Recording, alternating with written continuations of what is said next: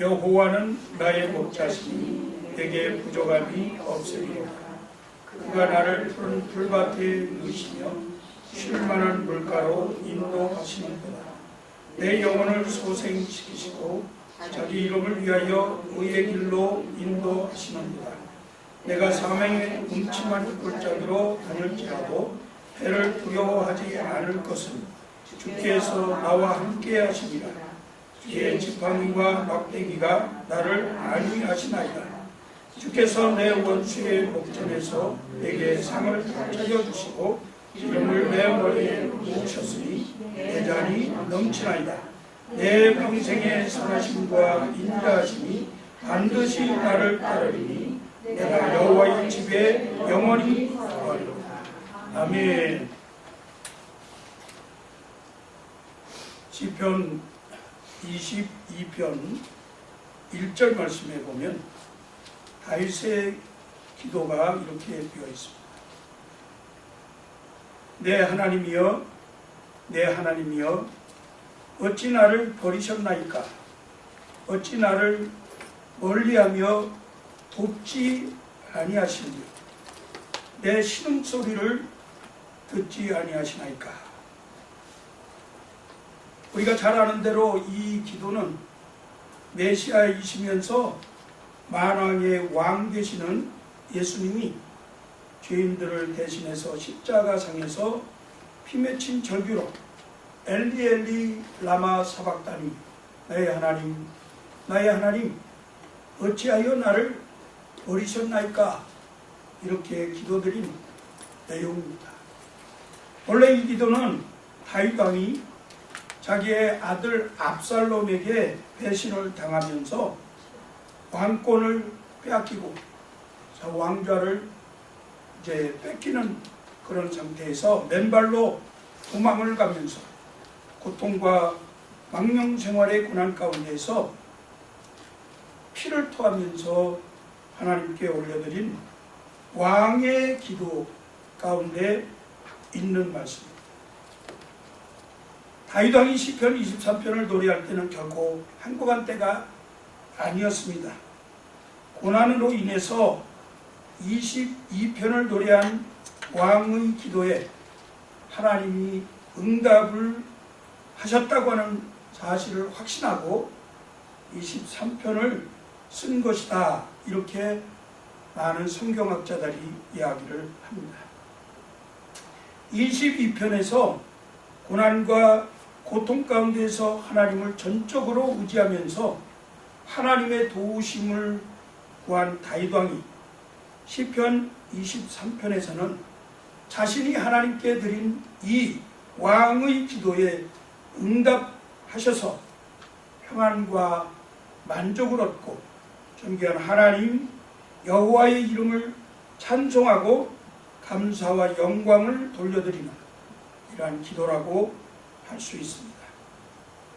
오늘 우리가 읽은 시편 23편은 여호와는 나의 목자시니 이렇게 시작하면서 여호와의 집에 영원히 거하리로다 이렇게 끝이 납니다.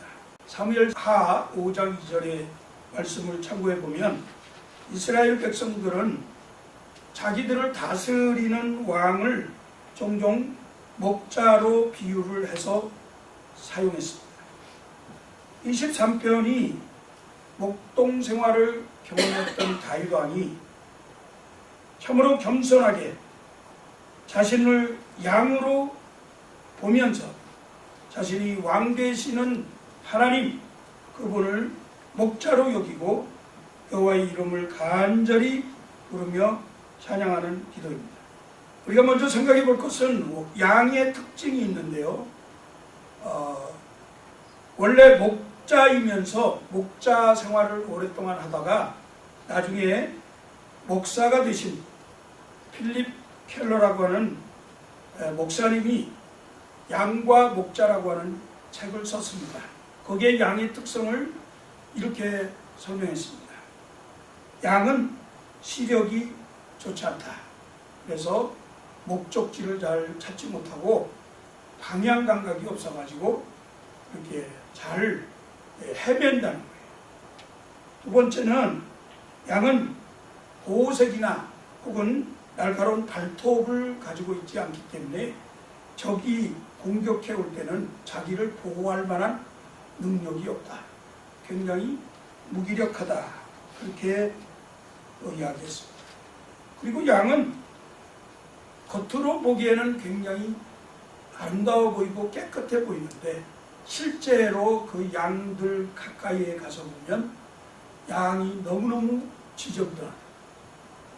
그 양의 털에 그냥 아무데나 굴러가지고 그 묻어있는 나무 껍질, 이파리, 또 벌레들 이런 것들이 엉켜가지고 엄청나게 더럽다.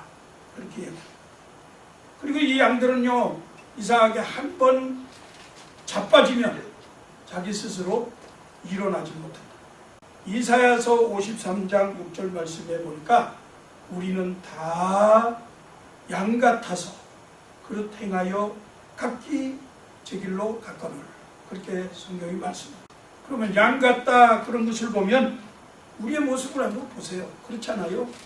우리의 모습은 앞을 잘 보지 못합니다. 성령께서 우리를 도와주지 아니하시면, 우리에게 하나님이 말씀해 주지 아니하시면 우리가 어디로 가야 할지 알지 못해서, 또 우리의 모습이 어때요? 악한 마귀 사탄 권세가 우리를 억누르고 우리의 영혼을 탈취하려고 하면 우리는 방비할 수가 없어요. 그래서 날마다 상처받고 괴로워하고 많은 공격에 무기력하게 우리가 행할 수밖에 없는 것을 느끼게 됩니다. 세상을 바라보면 너무나 두려운 마음이 있어요. 그리고 조금만 물질이 부족한 것 같으면, 건강이 좀 약한 것 같으면 두렵고 떨리는 마음이 우리에게 있습니다. 그리고 또 우리는 참 겉모양은 깨끗해 보이는데 참 멋있어 보이죠. 점잖아 보이고 참 나무랄 데 없는 것 같은 그런 삶을 사는 사람들 같은데 속 안에는 패역과 악독이 가득하고 사기와 질투와 미움과 다툼이 우리 마음속에 너무나 가득하고, 어떻게 하면 이 세상에서 다른 사람을 억누르고 살아볼까, 그런 욕심이 가득한 그러한 더러운 존재들 아닙니까? 그래서 우리가 한번 낙심하고 절망하면 그냥 다른 어떤 성령의 도움 없이는 일어날 수 없는, 그런 한번 자빠지면 참 헤어나기 힘든 그러한 우리의 모습인 것을 발견합니다. 그렇지만 우리가 비록 넘어져서 쓰러져 있다 할지라도 우리가 낙심하지 아니하는 것은 우리 안에 보배 되신 예수 그리스도를 보시고 있기 때문인 줄로 믿습니다. 고린도후서 4장 7절 이하의 말씀에 우리가 이 보배를 질그릇에 가졌습니다. 이는 심히 큰 능력은 하나님께 있고 우리에게 있지 아니함을 알게 하려 합니다. 우리가 사방으로 우겨쌈을 당하여도 쌓이지 아니함, 답답한 일을 당하여도 낙심하지 아니함, 핍박을 받아도 버림받지 아니하며 거꾸로 트림을 당하여도 망하지 아니하고, 다음에 우리가 생각할 것은 여호와는 나의 목자시니 내게 부족함이 없으리로다 하는 이 시편의 초두의 말씀. 이 말씀 속에는 4가지 교훈이 숨겨져 있습니다. 첫째는 목자의 이름이 누구라고요? 여호와다. 목자의 이름이 여호와다. 여호와는 나의 목자다.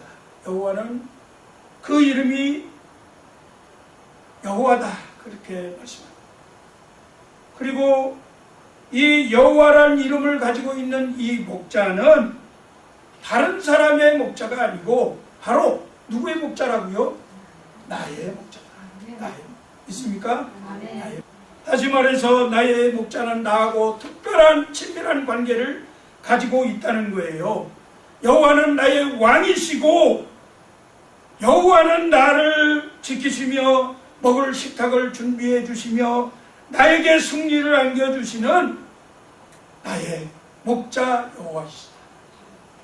여러분, 나의 목자가 물질이 아닙니다. 돈 따라다니지 마세요. 여러분, 나의 목자가 권력이 아닙니다. 명예가 아닙니다. 나의 목자는 쾌락이 아닙니다. 나의 목자는 여호와시다. 세 번째로, 여호와는 나의 목자시라면 그러면 나는 뭐예요? 나는 양이다. 우리는 다 양 같다고 그랬잖아요. 양이다. 우리는 목자의 도움 없이는 살 수 없는 양이에요. 양은 목자의 돌보심이 있어야 살 수 있어요. 그 목자 되시는 여호와, 그분이 나를 소유하고 계신다. 목자의 보호를 받고 있는 목자의 것이다. 그렇게 믿음으로 고백하는 겁니다. 여호와는 나의 목자시니, 이 말씀할 때에 이 말씀의 시제가 현재라는 시제, 현재라고 하는 시제인데, 그 말은 무엇을 말하느냐? 옛날에 나의 목자였어, 이게 아니고 지금 현재 이 상황에서, 이 자리에서, 여러분들의 처한 모든 환경 가운데에서 나의 목자가 되신다. 이와 같은 비밀이 이렇게 숨겨져 있는 것을 발견합니다. 사실 다윗의 생애를 살펴보면 다윗도 물질적으로 또 세상적으로 부족함이 없었던 사람이 아닙니다. 많이 부족했습니다. 부족한 삶을 살았어요. 그런데 여기에서 여호와는 나의 목자시니 내가 부족함이 없으리로다, 이렇게 고백할 수 있었다고 하는 것은 육체적인, 물질적인, 세상적인 부족함이 없었다, 그 말이 아니겠지요? 무슨 말이겠어요? 여호와를 목자로 고백하는 성도들, 영적인 삶에서 적절한 보살핌이나 관리나 돌보심을 받기 때문에 수많은 육체적인 어려움과 헌신적인 그런 고통, 세상의 역경, 그런 가운데서도 참으로 깊고도 고요한 안정과 평안, 그런 넉넉함, 부요함, 풍성함으로 가득 찬 삶을 살 수 있다고 고백한다는 의미인 것입니다.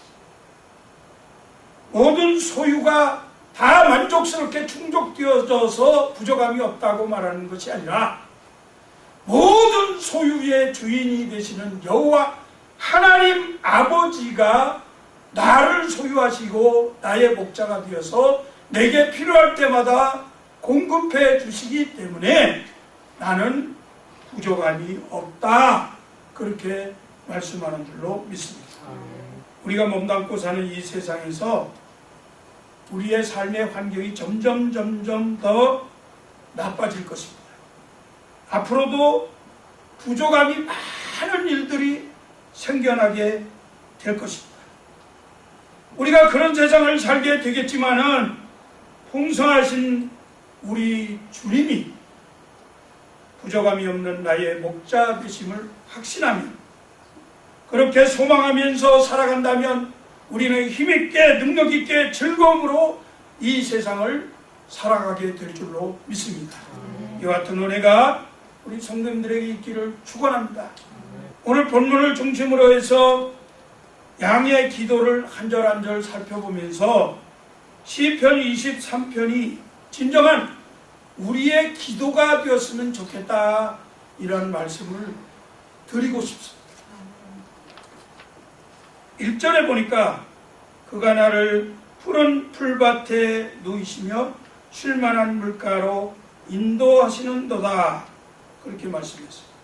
여기 보니까 2절에 내 영혼을 소생시키시고, 그러면서 그 다음에 자기 이름을 위하여 의의 길로 인도하시는도다 그랬는데, 여호와 하나님이 이름이 있어요. 이름이 누구에게나 이름이 있는 것처럼 이름값을 하게 되잖아요.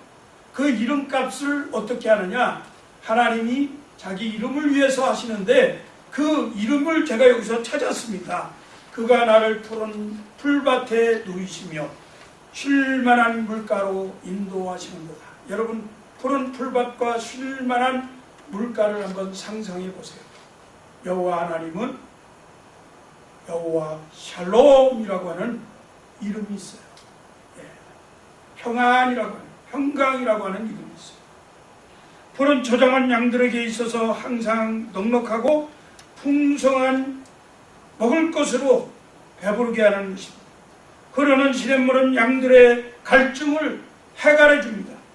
따라서 양들이 먹는 음식은 양들에게 있어서는 생명을 주는 양식이고, 양들이 마시는 물은 생명을 회생시키는 그런 생수가 되는 것입니다. 그래서 예수님께서 요한복음 10장 10절에서 이렇게 말씀하셨어요. 내가 온 것은 양으로 생명을 얻게 하고 더 풍성히 하려는 것이라. 나는 선한 목자라. 선한 목자는 양들을 위하여 자기 목숨을 버리거니와. 우리 주님께서 자기 목숨을 버리기까지 하시면서 양되는 우리들을 위해서 풍성한 것을 주신다고 약속하셨습니다. 그래서 하나님은 우리에게 또 이와 같이 말씀하셨어요. 시편 4편 8절에 보니까 내가 평안히 눕고 자기도 하리니 나를 안전히 거하게 하시는 이는 여호와시니이다. 우리 하나님만이 우리를 평안히 거하게 하시고 편히 눕게 하시고, 여호와 샬롬, 이 평강의 목자께서 양이 편안히 누워있을 수 있도록 졸지도 아니하시고 주무시지도 아니하시면서 부족함이 없도록 날마다 쓸 것을 공급해 주시는 분인 줄로 믿습니다. 생수 대신 나의 목자께서 나를 풍성한 곳으로 인도하시고 어린아이를 아는 엄마처럼 품에 고이 품어주시면서 내 영혼을 평안하게 또 즐겁게 그리고 배부르게 해준다고 시편 기자는 기도하고 있는 거예요. 두 번째는 내 영혼을 소생시키시고 자기 이름을 위하여 의의 길로 인도하시는도다. 소생시키신다. 그 말은 치료하신다. 그 말입니다. 소생이라는 말은 넘어졌을 때 손잡아서 일으켜 세우는 것을 말하는 거예요. 소생이라고 하는 것은 죽었다는 것을 전제로 합니다.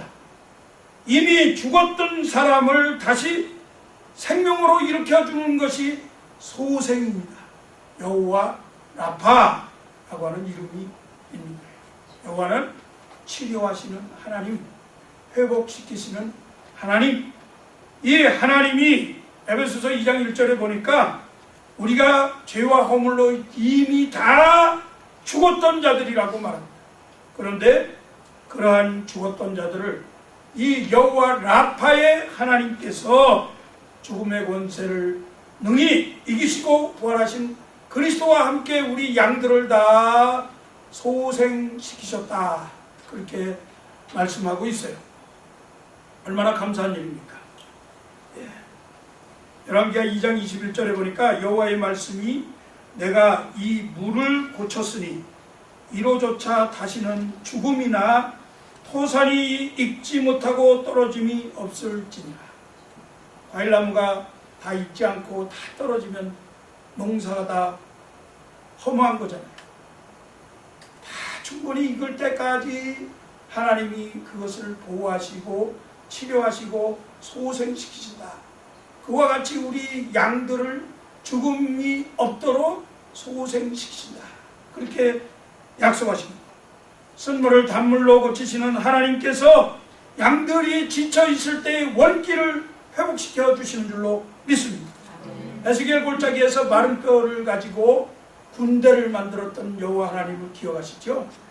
다 죽고 다 말라 비틀어지고 다 조각조각 나서 찾아볼 수 없는 그러한 뼈들이었는데도 성령이 함께 하시고 하나님이 입김을 불어넣으시니까 다 조각들이 맞춰지고 몸이 생겨나고 그리고서 군대를 이루었다고 해서 이렇게 소생시키시는 하나님, 이 여호와 라파의 하나님은 생명과 회복의 주인이 되시는 줄로 믿습니다. 아멘. 이 회복의 주인이 바로 나의 목자시다. 여호와 라파의 하나님을 나의 목자로 삼는 성도들은 다시 살게 될 줄로 믿습니다. 여호와 라파의 하나님은 연약함을 강하게 하시고 슬픔이 변하여 춤이 되게 하시고 전날의 한숨이 변하여 찬송과 기도가 되게 하시는 그러한 회복의 하나님이시기 때문에 우리 양들이 비록 한숨이 나온다 하더라도 통곡의 기도를 드린다 하더라도 하나님은 우리에게 이제 만족해 하시는 회복의 역사를 주실 줄로 믿습니다. 여호와 라파의 하나님이 못된 것, 구부러진 것, 망가진 것, 깨진 것, 상한 것들을 고쳐가지고 의의 길로 인도하신다 그랬습니다. 각기 제 길로 가면서 허망한 것을 쫓아가는 이런 양들을 붙들어서 고쳐가지고 의의 길로 인도하신다. 의의 길은 바른 길입니다. 의의 길은 정말로 이 세상에서 사는 동안에 너무나 협착하고 고통스럽고 고난이 있는 것 같고 그곳에 가면 사망이 있는 것 같아서 생명의 위협을 느끼는 그러한 길이지만 그러나 하나님은 그 길로 인도하셔서 생명으로 구원하시는 줄로 믿습니다. 주님이 그렇게 말씀하셨어요. 의의 길로 인도해서 우리로 하여금 생명길로 가게 하시겠다. 그러므로 의의 길이 여호와 라파 하나님에 의해서 우리에게 계획되어진 번영과 행복의 길, 평안과 안식의 길, 구원의 길인 줄로 믿으시기 바랍니다. 선한 목자 되시는 예수 그리스도께서 십자가에서 육체를 찢고 죽으심으로 우리 같은 양들에게 구원의 길을 살 길을 열어주셨다고 히브리서 기자는 말씀합니다. 히브리 10장 19절 이하에 보니까 그러므로 형제들아 우리가 예수의 피를 힘입어 성소에 들어갈 담력을 얻었나니 그 길은 우리를 위하여 휘장 가운데로 열어놓으신 새롭고 산 길이요 휘장한 것 저의 육체니라. 내가 곧 길이요 말씀하셨죠. 나로 말미암지 않고는 아버지께로 올 자가 없느니라. 생명의 길은 주님의 길을 통해서 가야 합니다. 세 번째는 내가 사망의 음침한 골짜기로 다닐지라도 해를 두려워하지 않을 것은 주께서 나와 함께 하십니다. 내가 사망의 음침한 골짜기로 다닐 때에도 주께서 나와 함께 하신다. 이 말씀에서 저는 여호와 삼마라고 하는 여호와 이름을 찾았습니다. 여호와 이름, 여호와의 삼마는 에스겔 48장인데 이 말씀이 무슨 말씀이냐면 예루살렘 성읍을 이제 계시하시고 이 성읍이 완전히 회복되어진 곳에 하나님이 그 자리에 거기에 계시더라. 그래서 그 성읍 이름을 여호와 삼마라. 여호와의 삼마라는 뜻은 거기 계시는 하나님 그런 뜻입니다. 그 성읍의 삶이 이런저런 모양의 삶이 있잖아요. 우리의 생활 속의 삶이 각각 다양하잖아요. 성읍에 사는 사람들 이 모습 저 모습 다양한 모습들이 있잖아요. 그런데 그 다양한 모습 가운데에도 여호와 하나님이 거기 함께 계신다. 그런 말씀인 줄로 믿습니다. 열왕기하 6장 8절 이하에 보니까 아람 왕이 이스라엘 나라를 쳐들어오기 위해서 이제 군대를 동원해가지고 쫓아옵니다. 그런데 이스라엘 왕을 잡으려고 가면 어느 수행가 이 왕이 다른 곳으로 피해버려요. 자꾸만 공격을 하는데 실패합니다. 그리고 정보가 누설된 것 같아요. 이상하다. 우리 혹시 우리 안에 이 스파이가 있는 거 아니냐. 그래서 우리가 공격하려고 하는 정보를 지금 이스라엘 왕에게 전해주는 거 아니냐. 그렇게 생각했습니다. 그때 아람 왕의 신하가 말하기를 대왕이여 그렇지 않습니다. 저 이스라엘 나라에는 하나님의 영에 사로잡힌 엘리사라고 하는 선지자가 있는데 이 선지자가 지금 우리가 공격하려고 하는 것을 다 꿰뚫고 통찰력을 가지고 보면서 이스라엘 왕에게 이야기해 주기 때문에 우리가 번번이 실패하는 겁니다. 그렇게 얘기하니까 그래? 그러면 저 엘리사를 잡으면 되지 않냐. 왕을 잡는 것보다 엘리사를 잡는 게 전쟁에서 승리하는 것 아니냐 해가지고 엘리사를 잡기 위해서 엘리사가 있는 도단성에 가서 포위를 했습니다. 수많은 군대들이 와서 엘리사 하나를 잡겠다고 도단성을 포위했는데 그 포위한 것을 보고 엘리사의 사환이 두렵고 떨리는 마음으로 덜덜덜덜 떨었어요. 야, 이제는 죽었구나. 그때 엘리사 선지자가 사환에게 이야기합니다. 걱정하지 마라. 두려워하지 마. 저들과 함께하는 자보다 나와 함께하는 자가 더 많다. 그 말씀을 하자마자 사환의 눈이 영안이 딱 벌어졌어요.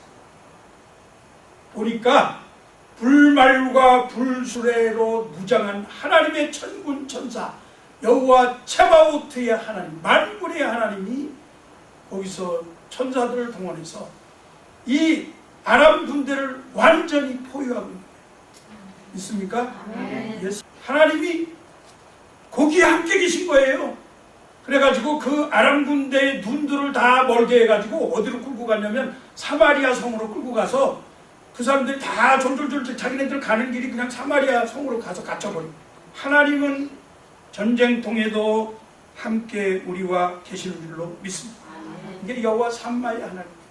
사망의 음침한 골짜기 우리가 간다 할지라도 날마다 사랑으로 거기 함께 계시면서 자기 양들을 돌보시고 고아와 같이 버려두지 아니하시고 우리를 홀로 내버려 두지 아니하시고 그리고서 거기서 우리에게 그 고통과 역경 그 삶을 다 승리로 이끌어갈 수 있도록 도와주시고 우리의 믿음을 지키면서 우리가 어떻게 그 고통과 역경을 견뎌나가는가 지켜보시는 그런 여호와 삼마의 하나님. 인생길에서 누구에게나 사망의 음침한 골짜기가 많이 있습니다. 누구에게나 닥쳐옵니다. 그렇지만 그 어려움과 고난, 죽음을 두려워하지 않는 것은 우리에게 나와 함께 그 자리에 거기 계시는 여호와 하나님, 삼마 하나님이 계시기 때문에 그 음침한 골짜기 가면서도 외로워하지 않고 두려워하지 않고 그 자리가 오히려 기쁨과 감사와 찬송이 되는 자리인 줄로 믿습니다. 실제로 이 시편 23편을 고백한 다윗 이 사람도 죽을 고비가 엄청 많았어요. 얼마나 힘들었는지 모릅니다. 사울왕에게 쫓겨가면서 도망가면서 그가 고백한 말이 있어요. 뭐라고 얘기한지 아세요? 죽음과 나 사이는 한 발짝뿐입니다. 얼마나 절박한 마음입니까? 한 발짝만 잘못 디디면 죽음이 자기에게 다가옵니다. 우리 인생을 사는 동안에도 그런 일들이 얼마나 많이 있어요. 우리가 까딱 잘못하면 정말 죽음이 우리를 엄습해오는 그런 환경이 있잖아요. 그러한 환경에서도 그는 고백하기를 여호와 하나님이 나와 함께 삼마로 거기 계시기 때문에 나는 해를 두려워하지 않는다. 고통을 두려워하지 않는다. 우리에게 주어지는 이러한 질병을 두려워하지 않는다. 하나님에게 이와 같은 감사의 기도를 드렸던 것입니다. 로마서 8장 32절에 보니까 만일 하나님이 우리를 위하시면 누가 우리를 대적하리요 그랬습니다. 네 번째는 주께서 내 원수의 목전에서 상을 차려주시고 기름을 내 머리에 부으셨으니 내 잔이 넘치나이다. 이렇게 고백했는데요. 우리 앞에 시편 22편 16절에 다윗이 개들이 나를 에워쌌으며 악한 무리가 나를 둘러 내 수족을 찔렀나이다. 이렇게 기도합니다. 다윗의 생애 가운데에서 항상 데려가는 원수들이 많았어요. 고난이 그에게는 끊이지 않았습니다. 그렇지만 그는 여호와 하나님이 자기를 위해서 준비하고 계시다. 상을 차려놓고 계시다. 그것을 믿었습니다. 준비하고 계시는 하나님, 여호와 이레의 하나님, 여호와 이레, 하나님은 여호와 이레로 나를 위해서 지금 준비하시고 내 편이 되어 주신다. 원수들에게 나를 내어주지 아니하시고 오히려 내 앞길을 평탄케 하시면서 내게 상을 베풀어 주실 것이다. 그런 여호와 이레의 믿음이 그에게 있었습니다. 시편 78편 19절 이하의 아삽이 이와 같이 기도했는데 그뿐 아니라 하나님을 대적하여 말하기를 하나님이 광야에서 식탁을 베푸실 수 있으랴? 보라, 그가 반석을 쳐서 물을 내시니 시내가 넘쳤으나 그가 능히 떡도 주시며 자기 백성을 위하여 고기도 예비할 수 있겠느냐? 하나님을 대적하는 무리들은 이렇게 조롱합니다. 하나님이 과연 떡도 주겠느냐? 고기도 주겠느냐? 반석을 때려서 물을 내긴 했지만 정말 하나님이 너희들을 위해서 준비할 수 있겠느냐? 그렇게 조롱하지만 정말 사람들이 볼 때는 벌레 같은 그런 연약한 우리들, 지렁이같이 밟힐 것 같은 연약한 자, 양처럼 정말 방향감각도 없어서 헤맬 수밖에 없는, 그리고 불결한 저희들이지만 이 핥히고 물어뜯고 무너뜨리고 망신 주려고 비난하려고 죽이려고 덤벼드는 이 원수들 앞에서 하나님이 우리를 위해서 예비하시고 우리들이 먹을 수 있도록 아름다운 잔치상을 준비해 주신다고 했습니다. 우리에게 승리를 안겨주신다, 그렇게 약속하셨어요. 얼마나 멋진 일이에요. 여러분 멋지죠? 우리 하나님이 이렇게 멋지십니다.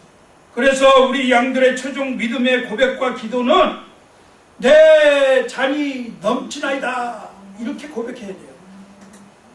맨날 달라고 하지 말고 하나님이 베풀어 주신 이 사랑과 풍성한 은혜가 내 잔이 넘치나이다, 이거 양의 기도가 되어야 된다, 그 말입니다. 항상 우리의 영혼과 삶 가운데서 풍성하신 주님의 사랑과 은혜가 넘쳐나고 그 사랑과 은혜가 끊임없이 우리의 삶에 항상 부어지고 있음을 감사하면서 내 잔이 넘치나이다, 이렇게 고백하는 그레이스 라이프 하나님의 성도님들 되시기를 주의 이름으로 축복합니다. 아멘. 다섯 번째로 나의 평생의 선하심과 인자하심이 반드시 나를 따르리 내가 여호와의 집에 영원히 살리로다 그랬는데요. 이것은 승리의 계가입니다. 승리는 뭐예요? 여호와 니시. 여호와 니시. 니시는 깃발을 말하는 거예요. 깃발. 깃발은 승리를 상징합니다. 승리했다, 정복했다, 그런 뜻입니다. 에베레스트 산을 동경하고 그 에베레스트 산에 올라가서 제일 먼저 하는 일이 뭐죠? 그 사람들 거기 가서 깃발을 정복했다. 아폴로 11호 우주선을 타고 닐 암스트롱이 달에 갔습니다.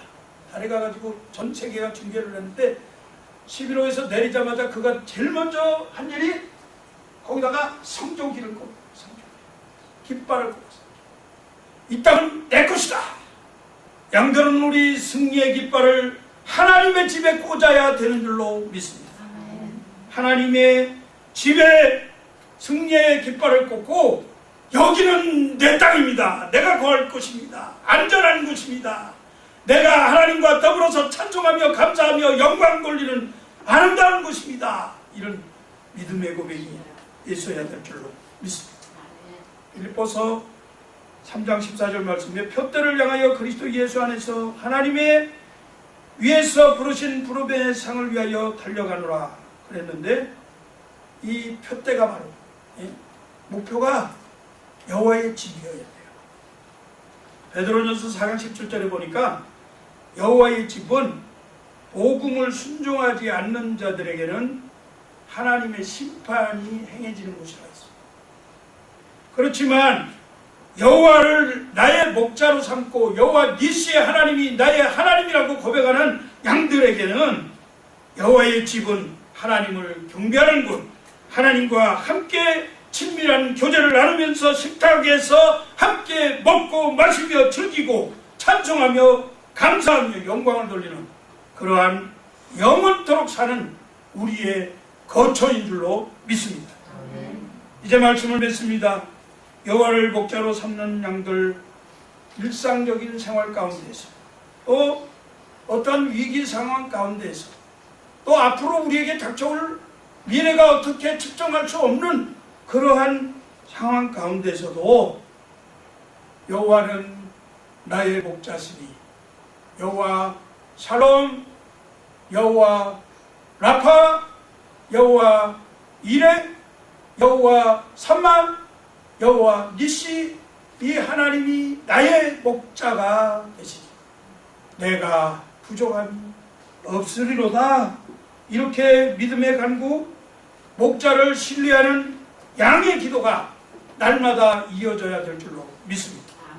우리의 기도는 무엇이 부족해서 달라고 하는 것이 아니라 시편 23편처럼 만족과 감사와 승리, 찬송으로 드려지는 양의 진정한 기도가 되어지기를 주의 이름으로 축복합니다.